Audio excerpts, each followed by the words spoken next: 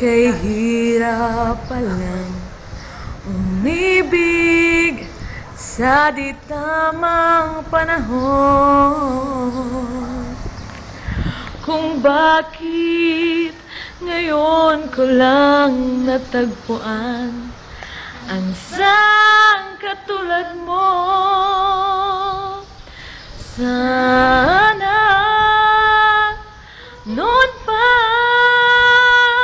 kita nakilala, sana noon pa lang ng puso ay malaya pang magmahal.